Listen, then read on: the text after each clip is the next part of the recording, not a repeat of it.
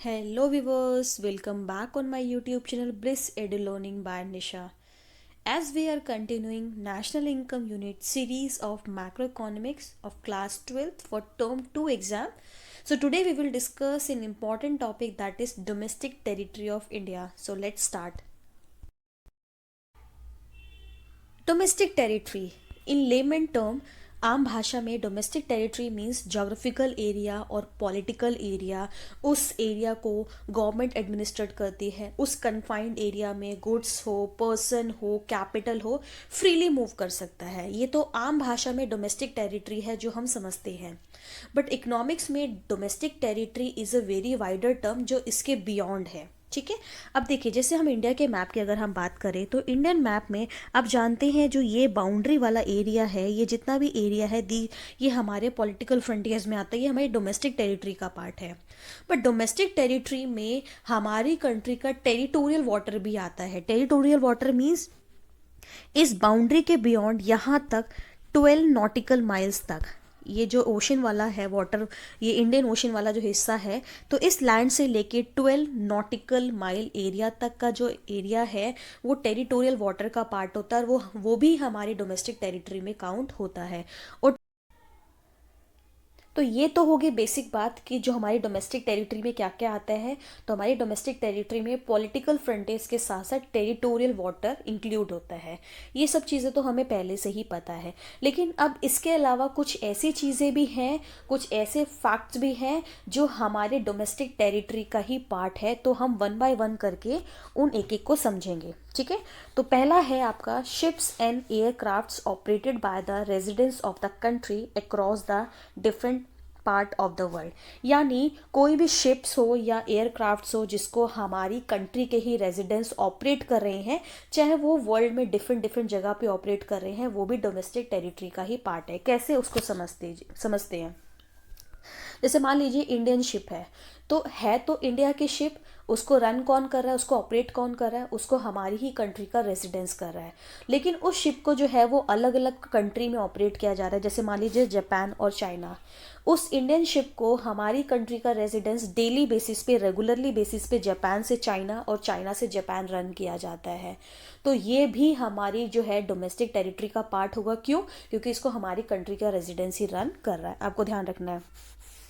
इसके अलावा जैसे आपका हो गया यहाँ पर एयरक्राफ्ट्स की बात करते हैं। तो एयरक्राफ्ट जैसे मान लीजिए पैसेंजर प्लेन्स है, तो जितने भी पैसेंजर प्लेन्स है, मान लीजिए उसको एयर इंडिया ऑपरेट कर रही है, एयर इंडिया चला रही है, तो वो पैसेंजर्स प्लेन डेली बेसिस पे अमेरिका और ऑस्ट्रेलिया के बीच में रन हो रहा है। अमेरिका से ऑस्ट्रेलिया, ऑस्ट्रेलिया से अमेरिका जा रहा है। तो ये भी हमारी डोमेस्टिक टेरिटरी का ही पार्ट है।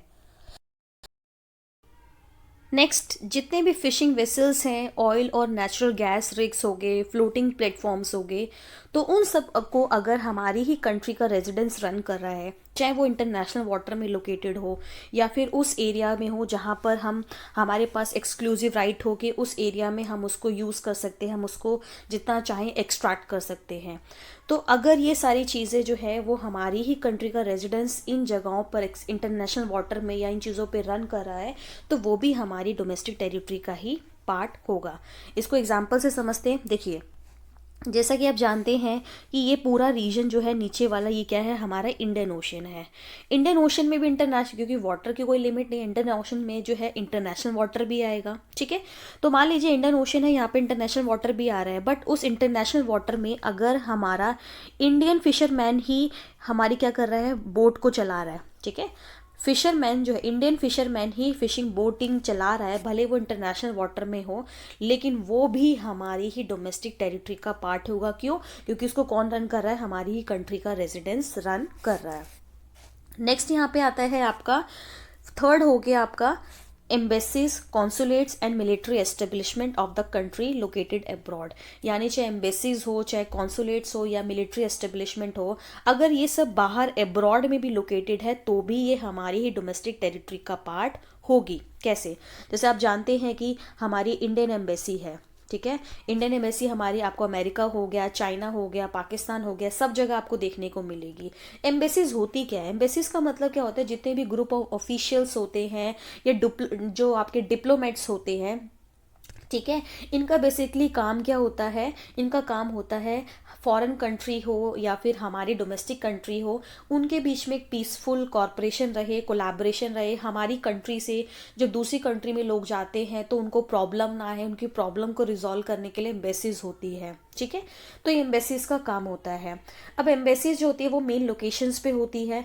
इसके अलावा हो गया आपका कॉन्सुलेट्स। अब एम्बेसी के भी अलग अलग ऑफिसेज होते हैं, अलग अलग ब्रांचेज होते हैं, अलग अलग बिल्डिंग जहाँ पर काम होता है।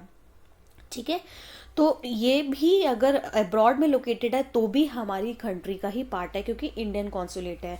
एज वेल एज हमारे यहाँ के जितने भी मिलिट्री एस्टेब्लिशमेंट जो बाहर लोकेटेड है वो भी हमारी ही डोमेस्टिक टेरिटरी का पार्ट है। तो इन शॉर्ट क्या हो गया, जितने भी हमारे शिप और एयरक्राफ्ट्स हैं जिसको हमारी कंट्री के रेजिडेंट्स ऑपरेट कर रहे हैं, fishing vessels, oil, natural gas rigs, floating platform हमारी कंट्री के रेजिडेंट्स रन कर रहे हैं। इसके अलावा जितने भी एम्बेसीज है, कॉन्सुलेट्स है, मिलिट्री एस्टेब्लिशमेंट है, अगर वो बाहर भी लोकेटेड है तो ये सारे ही हमारी डोमेस्टिक टेरिटरी के पार्ट हैं। It is very important, exam में स्टेटमेंट देके आपसे पूछता है कि क्या ये हमारी डोमेस्टिक टेरिटरी में इंक्लूड होगा, नहीं होगा। तो ये सिर्फ 3-4 चीज़ें हैं जो आपको अच्छे से लर्न करनी है, समझनी है, ताकि आप एग्जाम में अच्छे से इसको लिख पाएँ।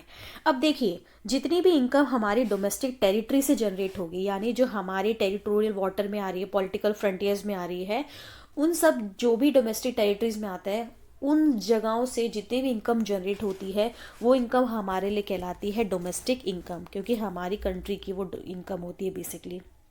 ठीक है, तो बेसिकली हमने इस वीडियो में डोमेस्टिक टेरिटरी क्या होती है उसको जाना, और डोमेस्टिक टेरिटरीज में इकोनॉमिक कॉन्टेक्स्ट से और क्या क्या चीज़ें इंक्लूड होती है। तो आई होप आपको ये वीडियो पसंद आई होगी, आपको कॉन्सेप्ट समझ में आया होगा। So don't forget to like, share and subscribe my channel. Thanks for watching and also press the bell icon button to get notification from all my upcoming videos. Thank you and have a nice day.